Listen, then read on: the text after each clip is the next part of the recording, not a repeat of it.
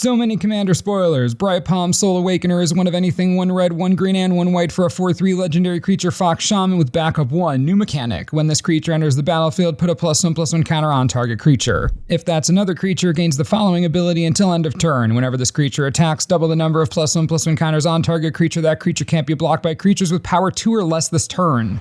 Let's start with backup. This is a really interesting mechanic. So there's direct synergy with +1/+1 counters, that's a good start, but the fact that you can gift that counter and then the ability on the card, that's kind of awesome. But what makes this extra awesome? It's in white, which means we can blink Bright Palm to infinity and beyond. Backup is an enter the battlefield ability, so you can blink or flicker Bright Palm all day long. Ephemerate, Resto Angel, get some Panharmonicon in there to get really wild. Bright Palm could prove to be a dynamic Naya commander. Blinking is definitely not something that Naya does very often, and by very often I mean never. Naya never blinks.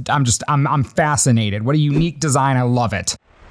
Kasla, the Broken Halo, is 3 of anything, 1 blue, 1 red, and 1 white for a 5/4 legendary creature angel ally, great creature type with Convoke, Flying, Vigilance, and Haste. Whenever you cast another spell that has Convoke, scry 2, then draw a card. There are just so many keywords on this card, my goodness. Okay, so Kasla is a house, true, but I have one real issue with this. Convoke is a mechanic that's mostly rooted in white with some off-color support in green and a little in black, but for red and blue, almost none, like nearly none. Stoke the Flames, crowd's favor, there isn't much, and while it is more plentiful in white, even then still not an exceptionally large number of cards. Obviously you've got Hour of Reckoning, Clever Concealment, Conclave Tribunal, Return to the Ranks, there are cards there, but this precon is going to have to bring Convoke fast and heavy to make Kasla seem appealing as a commander. I will hold judgment until I see the entire precon deck, but if there are some interesting Convoke cards, then yeah, this is a baller angel ally who can get a ton of card advantage and wreck faces. Again, another commander in a color combination that isn't used to doing what it's trying to do. I am loving this new design philosophy. Sidar, Jabari of Zalfir is 1 of anything, 1 white, 1 blue, and 1 black for a 4/3 legendary creature human knight with flying, first strike, and eminence. Whenever you attack with 1 or more knights, if Sidar is in the command zone or on the battlefield, draw a card, then discard a card. Whenever Sidar deals combat damage to a player, return target knight creature card from your graveyard to the battlefield. Esper Knight's an alternative to Sir Gwyn if you want a colder commander with less weapons. Ariel if you add a little brains.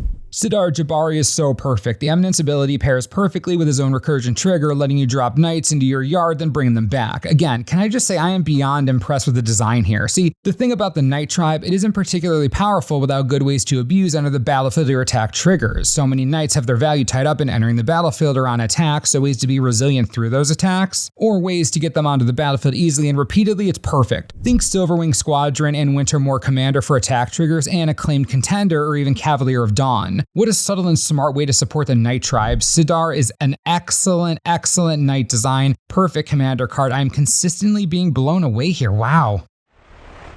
Brimaz, Blight of Oreskos is 2 of anything, 1 white and 1 black for a 3/4 legendary creature Phyrexian Cat. Whenever you cast a Phyrexian creature or artifact creature spell, incubate X, where X is that spell's mana value. Incubate means to create an incubator token with X +1/+1 counters on it, and it has the ability to pay 2 of anything and transform this artifact. It transforms into a 0/0 Phyrexian artifact creature. Oh wow. So basically you get a little Phyrexian egg that you can turn into an artifact creature, and it has as many +1/+1 counters on it as the mana value of the spells you're casting. What a baller mechanic. Now you do have to cast Phyrexian creature or artifact creature spells for the specific incubate to trigger, but the transform ability doesn't have to be activated as a sorcery, which means you can use your mana to transform these at the end of your opponent's turn. You untap and boom, you have an incubated Phyrexian army at your disposal ready to attack immediately.